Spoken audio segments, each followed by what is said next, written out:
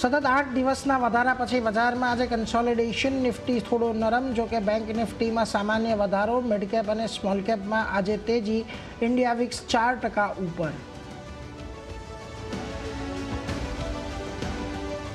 Royalty અને defence શેરોમાં સારી મજબૂતી, બંને ઇન્ડેક્સ લગભગ 1% વધ્યા. કોચિન શિપયાર્ડ ડિફેન્સમાં 4% વધ્યો, જ્યારે ફાર્મા અને આઈટી શેરોમાં આજે દબાણ. આજે ફોકસમાં ડિફેન્સ શેર્સ, ડિફેન્સ ખરીદવાને સરળ બનાવવા રક્ષા મંત્રાલયે ડિફેન્સ પ્રોક્યોરમેન્ટ મેન્યુઅલ 2025ને આપી મંજૂરી. ડીપીએમ હેઠળ 1 લાખ કરોડના રક્ષા સોદા ખરીદવામાં આવશે, તો એચએએલ અને કોચિન શિપયાર્ડમાં આજે વધારો.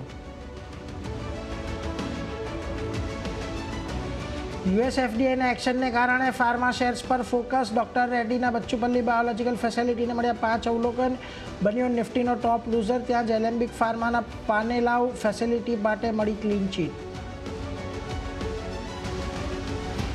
આજે રેલવે સ્ટોક્સમાં આવી બુલેટ તેજી, ઓર્ડર મળવાના સમાચારને પગલે રેલટેલના શેરમાં 8%ની તેજી, તો વાયદામાં પણ આરવીએનએલ 4%ની તેજી સાથે ટોપ ગેઇનર. સાથે જ ટીટાગઢ રેલ, આઈઆરએફસીમાં પણ સારી ખરીદી.